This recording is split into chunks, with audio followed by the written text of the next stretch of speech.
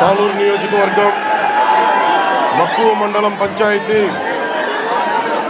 రహదారుల శంకుస్థాపన కార్యక్రమానికి ఇక్కడికి వచ్చేసిన అన్నదమ్ములకి, ఆడపడుచులకి, అక్క చెల్లెలందరికీ ఎన్డీఏ నారా చంద్రబాబు నాయుడు గారి నాయకత్వంలో, నిర్దేశకత్వంలో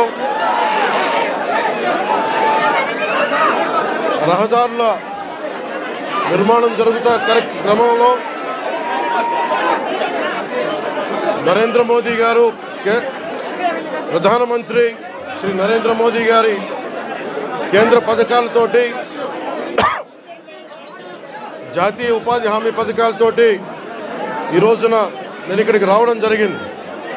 మన బాగుజోల నుండి సిరివర వరకు 9 కిలోమీటర్ల రహదారిని 9.5 కోట్ల రూపాయలతో తారు రోడ్డుగా మారుస్తా ఉన్నాం.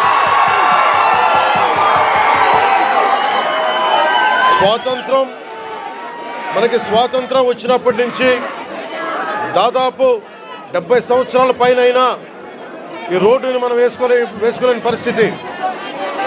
నేను మీ దృష్టికి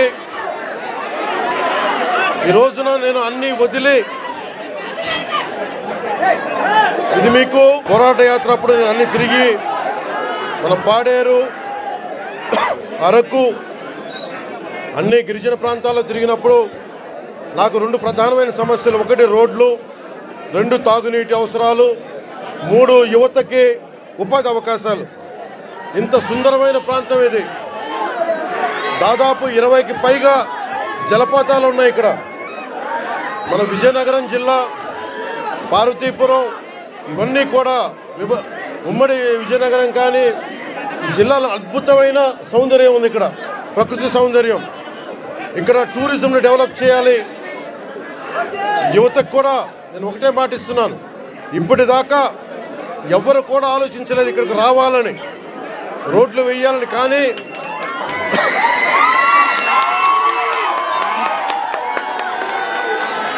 గౌరవ ముఖ్యమంత్రి శ్రీ నారా చంద్రబాబు గారి నాయకత్వంలో ఒకటే నేను కోరాను వారిని, 70 సంవత్సరాలుగా రోడ్లు లేవు ఇక్కడ. 70 సంవత్సరాలుగా రోడ్లు లేవు. బాలింతలు రోజు డోలీలో వచ్చే పరిస్థితి ఉంది. డబ్బులు లేవు ఒకవైపు మన దగ్గర. కేంద్ర ప్రభుత్వం 21 నుంచి 22 వరకు 350 కోట్ల రూపాయల చొప్పున కేంద్ర మంత్రివర్గం మన నరేంద్ర మోదీ గారి నాయకత్వంలో 350 కోట్ల రూపాయలు, 670 కోట్ల రూపాయలు వెనుకబడ్డ జిల్లాలకు ఇచ్చారు. గత ప్రభుత్వం ఆధ్వర్యంలో ఆ నిధులు వస్తే ఆ నిధులు ఈ రోజు దాకా దానికి లెక్క పక్క లేకుండా చేశారు. ఈ రోడ్లు వేయడానికి 9.5 కోట్ల రూపాయలు ఖర్చు. మీ దగ్గరికి ఓట్లు అడిగిన వ్యక్తులు, నేను అన్యాయం అయిపోయిన చెప్పిన బిడ్డ, మీరు చూడండి 5 సంవత్సరాల పాలనలో మీకు రోడ్లు వేయలేకపోయారు. కానీ మేము వచ్చి డబ్బులు లేకపోయినా మన వెనకబడ్డ జిల్లాల కోసం 700 కోట్ల రూపాయలు నిధులు ఇస్తే వాటిని ఖర్చు పెట్టలేదు, దారి మళ్లించేశారు. ఋషికొండ ప్యాలెస్కి 500 కోట్ల రూపాయలు ఖర్చు పెట్టారు, కానీ ఇక్కడ 9 కోట్లతోటి రోడ్లు వేయలేకపోయారు.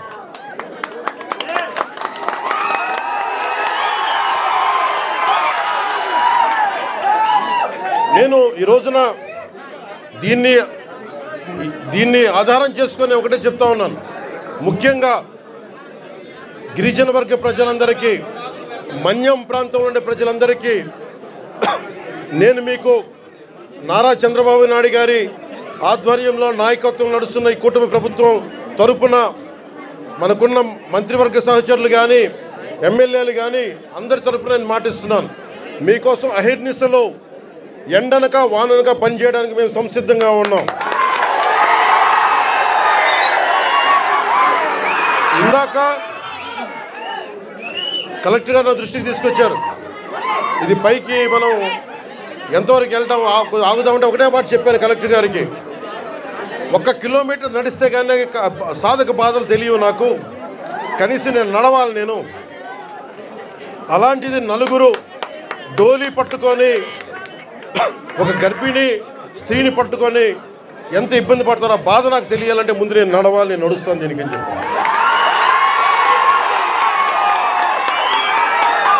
తిరుపతి తిరుమల వెంకటేశ్వర స్వామికి నేను కొండెక్కా. ఆయన్ని ఒకటే కోరుకున్నా, నన్ను కష్టాలు తీర్చమని, ప్రజల కష్టాలు తీర్చమని నేను ఆయన కోరి కొండెక్కాను. ఈ రోజున నేను మన కొండెక్కా, మన కష్టాలు తీర్చమని. నా పక్కనే ఉన్న పంచాయతీరాజ్ కమిషనర్ గారికి కూడా, అడిషనల్ జాయింట్ సెక్రటరీ వారికి కూడా ఒకటే చెప్పాను, నా పిఎస్ మసూదన్ గారికి కూడా ఒకటే చెప్పాను, మీరు ఈ రోడ్డు వేసే లోపు ముందు కనీసం ఈ రోడ్డుని రోడ్ రోలర్లు పెట్టి కొంచెం శుభ్రంగా నడిచేలా చేయమని కోరుకుంటున్నా. నేను అది ఆదేశించాను. ఎందుకంటే టెండర్ కాల్ఫర్ చేసి రోడ్డు వేయడానికి కొన్ని నెలల సమయం తీసుకుంటుంది కాబట్టి ఈ లోపునే మీరు అవసరమైతే మీరు కొంత మనరేగా నిధుల్ని మళ్ళీ దానికై వెచ్చించి కనీసం మెయిన్ రోడ్డు వచ్చేలోపు 9 కిలోమీటర్ల బీటీ రోడ్ వచ్చే లోపు మట్టి రోడ్డుని, బలమైన మట్టి రోడ్డు వేయమని చెప్తా ఉన్నాను.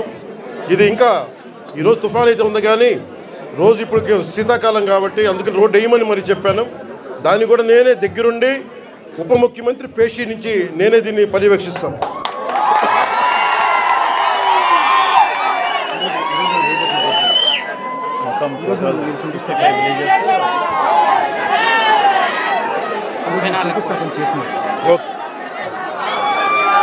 నేను మొన్న కొంచెం కూర్చోవాలి మీరు అందరూ. మొన్న ముఖ్యమంత్రి గారితో గౌరవ ముఖ్యమంత్రి ఒక్క నిమిషం గౌరవ ముఖ్యమంత్రి శ్రీ చంద్రబాబు నాయుడు గారి ఆఫీస్కి వెళ్ళి ఆయన పేషీకి వెళ్ళి ఒకటి తెలియజేశాను, సార్ 70 సంవత్సరాల మనకి స్వాతంత్రం వచ్చిన తర్వాత కూడా ఇంకా పిల్లలు ఇబ్బంది పడుతూ ఉన్నారు, మన్యం ప్రాంతంలో రోడ్లు లేవు, ఎట్లయినా మీరు అంటే నిధుల కొరత ఉన్నప్పటికీ గత ప్రభుత్వం డబ్బులు సంపూర్ణంగా ఊడ్చేసింది. మీకు మద్యం మీద ధర పెంచి దాని మీద కూడా డబ్బులు చేసుకున్నారు. 25,000 కోట్లు భవిష్యత్తులో ఇంత తాగుతారని చెప్పి దాని మీద కూడా డబ్బులు తీసుకున్నారు. దాదాపు ఎన్నో వేల, దాదాపు 15-20 కోట్ల రూపాయలు అప్పులు తీసుకున్నారు, ముఖ్యంగా 3 జిల్లాలకు సంబంధించిన ఆస్తుల మీద. ఇవన్నీ డబ్బులు తీసుకొని కూడా రోడ్డు వేయలేదు. మరి ఏం చేశారు అభివృద్ధి అంటే మీరు ఆలోచించండి.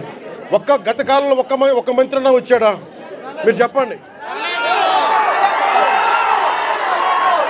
ఈ రోజున నేను అధికారం రాకముందు ప్రజల్లో ఉన్నాను, అధికారం వచ్చిన తర్వాత కూడా నేను మీకోసమే పనిచేస్తాను. ఇక్కడున్న యువతకి నేను ఇదే మీకు మాటిస్తున్నాను. ఈ రోజున మన సాలూరు నుంచి నేను ఒకటే మాటిస్తున్నాను, నేను మన మన్యం ప్రాంతాలు యువతకి ఉపాధి కల్పించేలాగా టూరిజం వైపు కానీ చాలామంది ఇక్కడికి మీకు ఉపాధి అవకాశాలు కల్పించేలా నేను ఇక్కడున్న స్థానిక రాజకీయ నాయకులు, అన్ని పార్టీల రాజకీయ నాయకులతో పాటు మన గిరిజన వర్గ పెద్దలతోటి అందరితో మాట్లాడి ఒక బలమైన పరిష్కార మార్గం తీసుకుంటాం.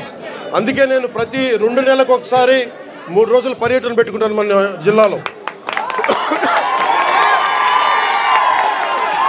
నేను ముఖ్యమంత్రి గారికి ఒకటే చెప్పాను, దాదాపు 4,000 గిరిజన తాండాలకి రోడ్లు కావాలి.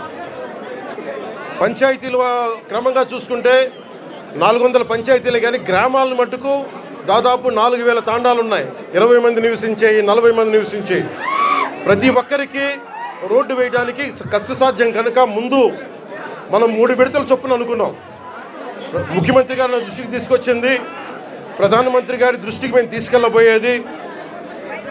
ఎక్కువ మంది కనుక మీరు తొందరగా రోడ్లు రావాలి అంటే 20 మంది ఒక చోట కాకుండా కనీసం 200 మంది 300 మంది ఒక చోట మీరు అందరూ ఉండగలిగితే రోడ్లు వెంటనే వచ్చేస్తాయి.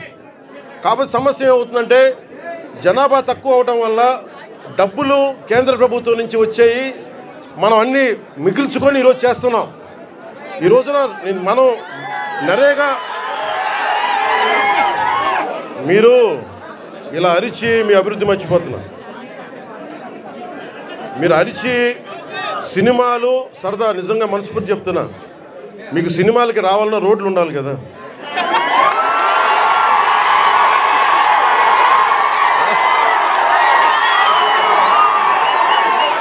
అలాగే మీరు ఉపాధి అవకాశాలు కావాలన్నా డబ్బులు ఉండాలి. డబ్బులు రావాలంటే ఎక్కడి నుంచి చేస్తాం? వెనకాల పెరట్లో చెట్టు కొడితే డబ్బులు వస్తాయా? మనం ఏదో స్కిల్ నేర్చుకోవాలి, ఒక సమర్థత ఉండాలి. దానికోసం మనం సంపూర్ణమైన ప్రయత్నం చేస్తూ ఉన్నాం. నేను మీకు ఈరోజు మాటిస్తున్నా, నేను 2017లో చెప్పినప్పుడు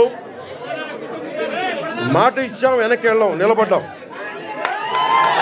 అలాగే ఈ రోజున ఇంకో మాట ఇస్తున్నాం.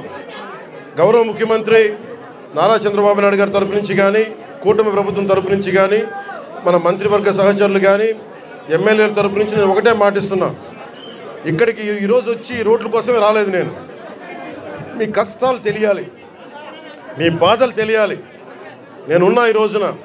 అలాగే యువతకి ఉపాధి అవకాశాలు కల్పించాలంటే మీకు ఎలాంటి స్కిల్ మీకు కావాలి, ఇది నేను ఒక 5 సంవత్సరాలు చెప్పట్లా.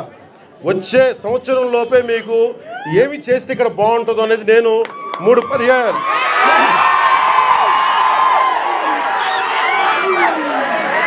నేను 6 నెలలు అయింది ప్రభుత్వం వచ్చి. ప్రతి 2 నెలలకి నేను మన విజయనగరం జిల్లాలో కానీ, మన పార్వతీపురంలో కానీ, అరకు ప్రాంతాల్లో కానీ, గిరిజన జిల్లాలో కానీ అన్నింట్లో కూడా నేను కనీసం ప్రతి 2 నెలలకి 10 నుంచి 15 రోజులు గిరిజనులతోనే గడపాలి, మన ప్రాంతాల్లోనే గడపాలని కోరుకున్నాను. ఎందుకంటే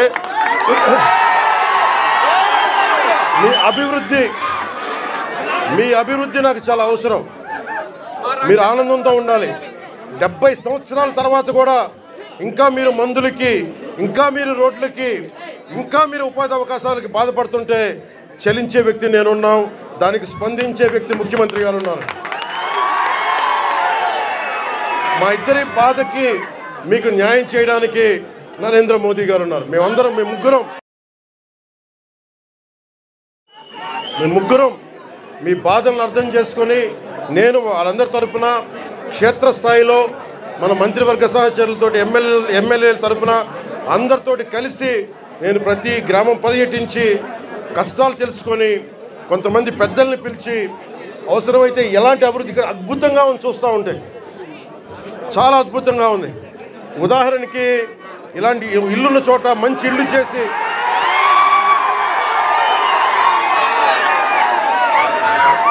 మీతో మాట్లాడి, ఇక్కడున్న అందరితో మాట్లాడి,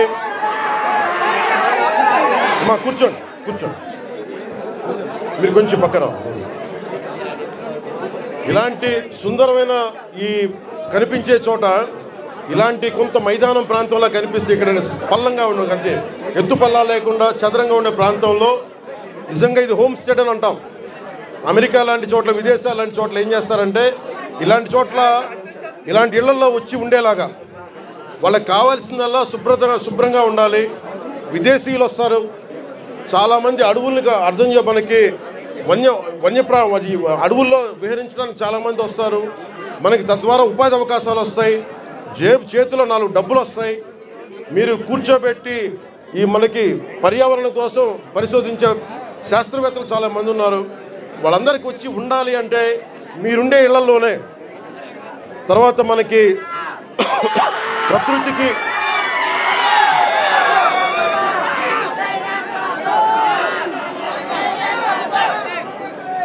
5 సంవత్సరాల్లో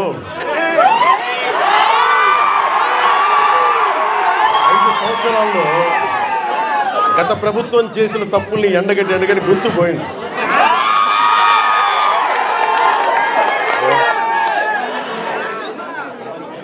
ఈ రోజున నేను మీకు ఒకటే మాటిస్తున్నా, మీకోసం నిరంతరం పనిచేయడానికి నేను ఉన్నాం. ఈ రోజున మన బడ్జెట్ 19 పంచాయతీలకు సంబంధించి ఇలాంటి రోడ్లే దాదాపు 40 కోట్ల రూపాయలతోటి మనం శాంక్షన్ చేసాం. ఇక్కడ పాడేరు, ఇంకొంచెం రంపచోడవరం దగ్గర రోడ్లలో ఇలాంటి పంచాయతీలు పెట్టుకొని ఒక్కొక్క సంవత్సరంలో 350 కోట్ల రూపాయల చొప్పున ప్రతి గ్రామం కనెక్ట్ అయ్యేలాగా ఇలాంటి ఇబ్బందులు లేకుండా ఒక ప్రతిపాదనలు తీసుకొచ్చాం. నాకు కావాల్సిందల్లా మీ దగ్గర నుంచి సహకారం కావాలి.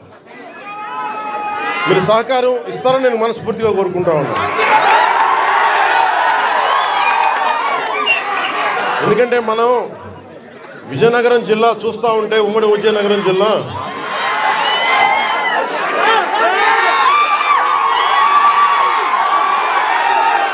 అడవుల్లో కాదు, ఇంత సుందరమైన ప్రాంతంలో పుట్టిన మీరు అదృష్టవంతులే. నిజంగా నా జీవితంలో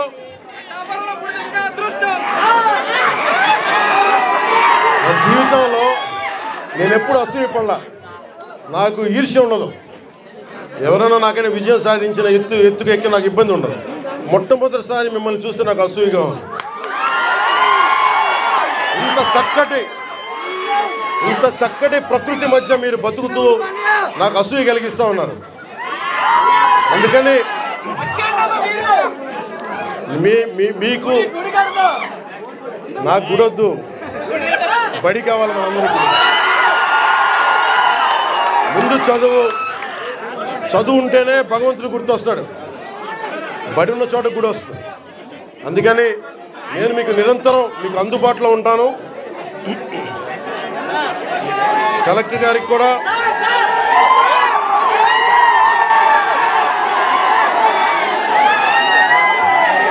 మీరు ఇక్కడ ఇంతమంది మీరు అన్నయ్య అంటారు, ఏం చేయరు. యువత ఇంతమంది ఉన్నారు. ఏంటమ్మా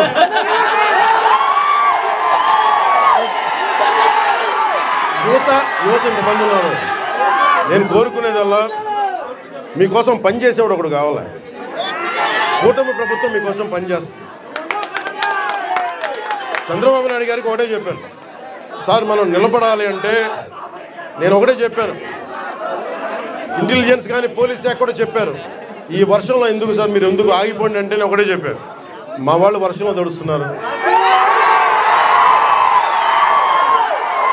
మా వాళ్ళకి రోడ్ లేక బాధపడుతూ ఉన్నారు. నేను తడుస్తా, జ్వరం వచ్చినా ఎలాంటి అవాంతరాలు వచ్చినా మా వాళ్ళ పడ్డ కష్టం కంటే కూడా నేను పడే కష్టం పెద్దది కాదు.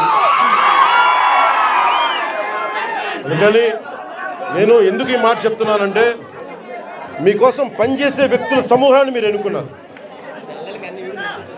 మీకోసం పనిచేసే వ్యక్తుల సమూహాన్ని మీరు ఎన్నుకున్నారు.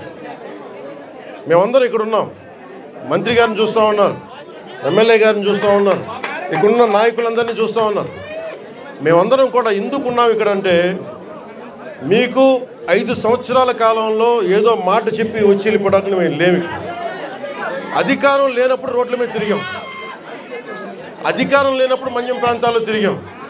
నాకు బుగ్గలు నిమరటం తెలియదు, నాకు తల నిమరటం తెలియదు. నాకు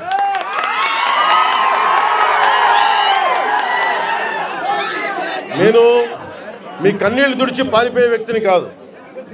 నేను దూరంగా ఉన్న నా రూమ్లో కూర్చొని ఉన్నా మీకోసం నిరంతరం పరితపించే వ్యక్తిని. ఒక మాట ఇచ్చాను, నా పేషీ కూడా ఒకటే మాట చెప్పారు, నేను ఇక్కడే ఉండాలి, 2 నెలలకు ఒకసారి 10 రోజులు చొప్పున నేను మన్యం ప్రాంతం మొత్తం తిరగాలి. నేను ఒక్కొక్క యువకుడికి మాటిస్తున్నాను, ఒక్కొక్క యువతికి మాటిస్తున్నాను, ఒక్కొక్క గిరిజన తల్లులకి మాటిస్తున్నాను, ఒక్కొక్క గిరిజన పెద్దలకి మాటిస్తున్నాను. నేను మీకోసం ఒళ్ళు వంచి పనిచేస్తాను మీకోసం.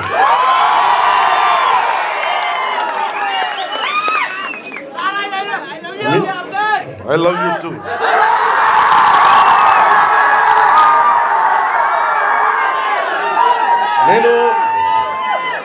నేను మీకు చెప్పినంత ఐ లవ్ యూ నా బిడ్డలకు కూడా చెప్పలేను.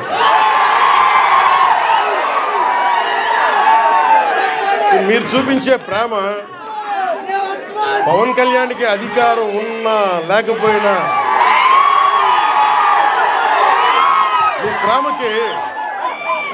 మీ ప్రేమకి నేను రుణగ్రస్తుడిని. ఏం చేస్తే రుణం తీర్చుకుంటాం. అందుకనే నేను భగవంతుని ఒకటే అడిగా, ఇందా గుడి ఏంటి మనం ఆగింది గుడి?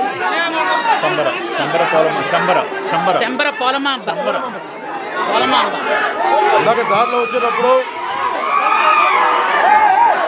అరవనివ్వండి, మీరేం చేయండి, అరవనివ్వండి. దారిలో ఇందాక వస్తున్నప్పుడు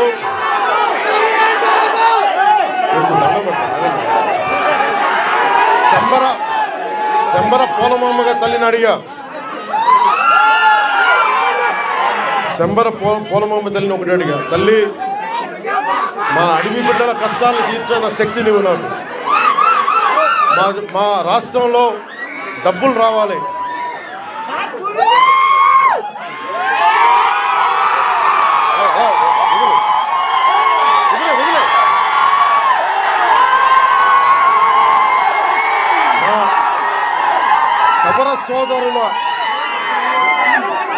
మా సవర సోదరుల ఇది వాళ్ళ పెయింటింగ్స్ని కానీ వాళ్ళ చిత్రాలని కానీ నేను అమిత్ షా గారికి ఇచ్చాను. హోంశాఖ మనకి అమిత్ షా గారికి ఒకటే చెప్పారు, చాలా గర్వంగా చెప్పా, ఇది సార్ మా సవరుల ఆర్ట్, ఇది మా సవర సోదరుల ఆర్ట్, ఇది మా గిరిజన బిడ్డల ఆర్ట్, ఇది.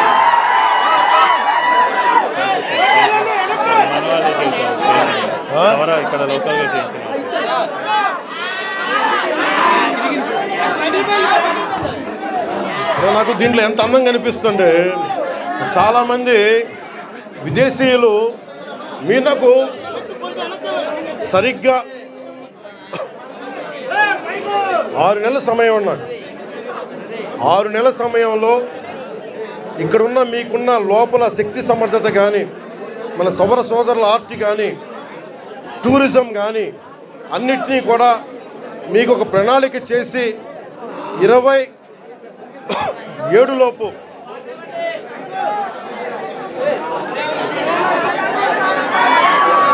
2.5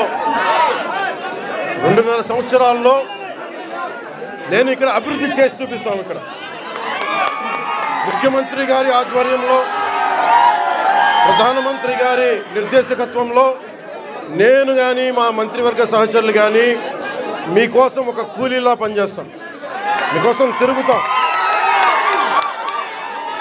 చాలామంది చేయడానికి సంసిద్ధంగా ఉన్నారు, మీకోసం పనిచేస్తాం. ఇంకొకసారి మాటిస్తూ మీకు 2 నెలలకు ఒకసారి 3 రోజులు మన ప్రాంతాల్లో నేను తిరుగుతాను. అన్ని మన్యం ప్రాంతాల్లో 10 నుంచి 12 రోజులు మన గిరిజన ప్రాంతాలన్నీ తిరిగి, ఎక్కడైతే నీళ్లు లేవు, ఎక్కడైతే స్కూల్స్ ఇబ్బందులు ఉన్నాయి, గిరిజన సంక్షేమ హాస్టల్స్ ఎలా ఉన్నాయి, అలాగే మనకి టూరిజం ద్వారా మీకు అభివృద్ధి ఎలా ఉండాలి, ఇవన్నీ ముందుకు తీసుకెళ్తామని తెలియజేసుకుంటూ, అలాగే మీ భూముల్లో పంటలు పండి మీకు ప్రకృతి వ్యవసాయంలో మీరు ఆరితేరేలాగా, దానికి మార్కెట్ వచ్చేలాగా మేమందరం సాయశక్తుల కృషి చేస్తామని తెలియజేసుకుంటూ మీ అందరికీ ఏమంటారు,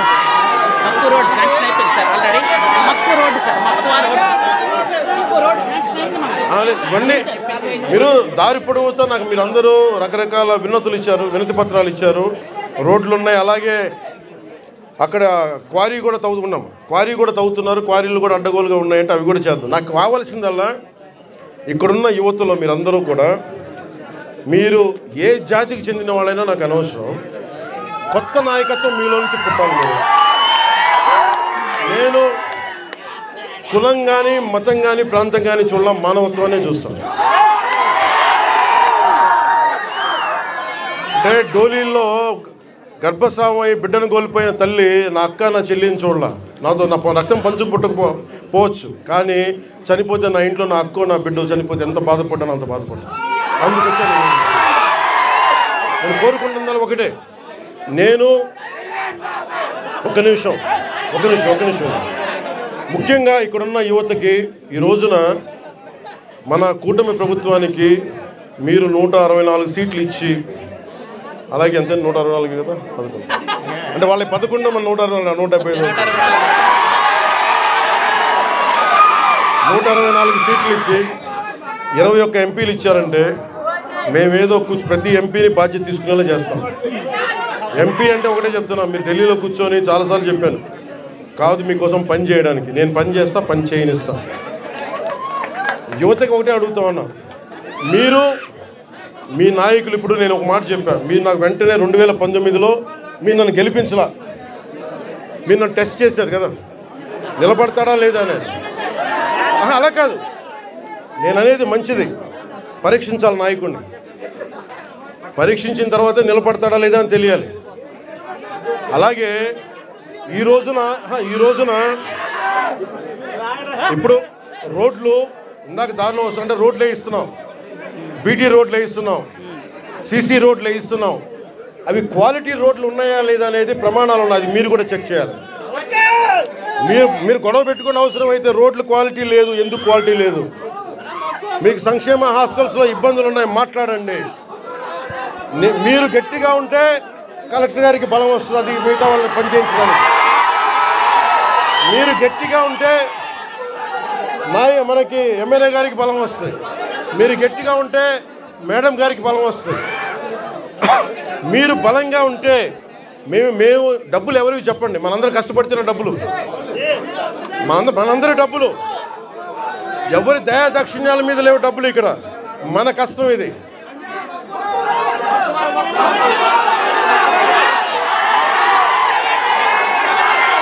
అందుకని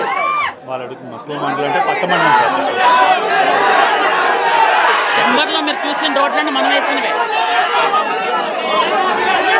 ఏమంటా ఒకసారి, ఇప్పుడు కాదు, విను, ఒక నిమిషం. నాకు మక్కువ మండలం అంటే చాలా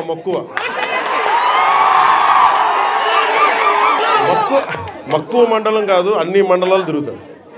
ఒక్క రోజులో అన్ని సాధ్యం కాదు కాబట్టి మీరు నాకు వదలండి. ఆ రోజు మా జయకృష్ణ గారి కోసం వచ్చినప్పుడు మొత్తం వచ్చారు కదా, నేను మర్చిపోతాను ఆ రోజున. అన్నీ కాకపోతే నా కోరిక ఒకటేంటంటే నన్ను పని చేసుకునేవాడు. మీరు నా మీద పడిపోతే రోడ్డు వేసారని ఇందాక అడుగుతా ఉన్నా, రోడ్డు వేద్దామంటే కనిపించలేరు, మీ అందరికి దండం పెడతాను బాబు, నాకు రోడ్డు చూడండి ఇవ్వండి అని. ఓజీ అని లేదంటే అన్న ఇవరకు సీఎం అనే వాళ్ళు ఇంకా పోలా, డిప్యూటీ సీఎం గారు సరిపోతుంది, ఆనందించాం.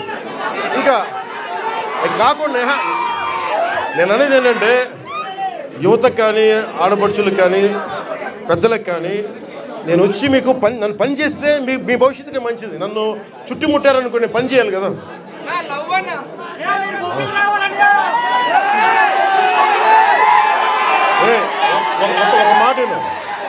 ఒక మాట ఏనండి, ఉత్తరాంధ్రలో మీరు తెలుగు నేర్పించిన నేల ఇది, వాడుక భాష నేర్పించిన నేల ఇది, తిరుగుబాటు అంటే నేర్పించిన నేల ఇది. అంటే మనల్ని ఎవరన్నా దోపిడీ చేస్తుంటే ఎదురు తిరిగే నేల ఇది.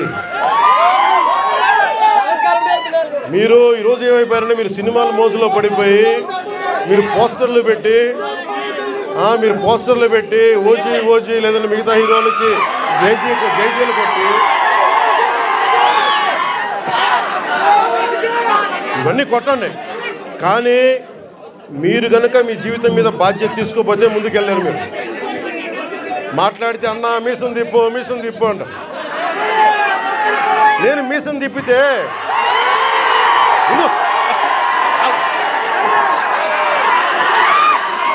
మీసం తిప్పితే రోడ్లు పడవు, అర్థమైందా? నేను ఛాతీ కొట్టుకుంటే రోడ్లు పడవు. నేను వెళ్ళి ప్రధానమంత్రి గారికి దండం పెట్టి ముఖ్యమంత్రి గారి దృష్టికి ఆ సమస్య తీసుకెళ్తే రోడ్లు పడతాయి. అందుకని మీసాలు తిప్పడాలు, ఛాతీలు కొట్టుకోవడాలు నాకు చేతగా. పని చేయడం తెలుసు, నాకు పని చేయనివ్వన్నాను. అందుకని మీ అందరికీ మరోమారు ధన్యవాదాలు చెప్పుకుంటూ,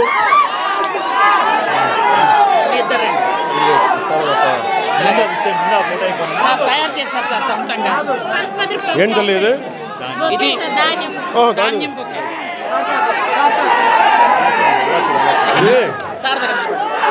ఎంత అందమైన సాంప్రదాయం చూడండి.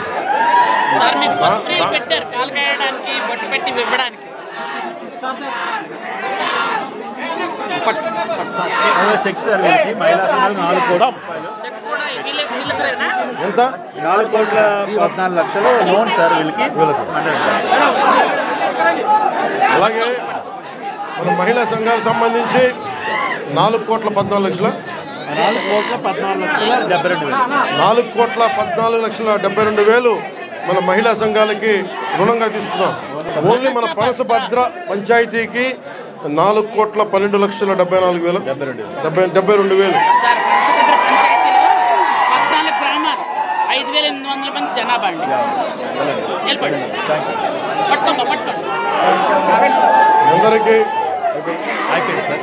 అందరికీ ధన్యవాదాలు.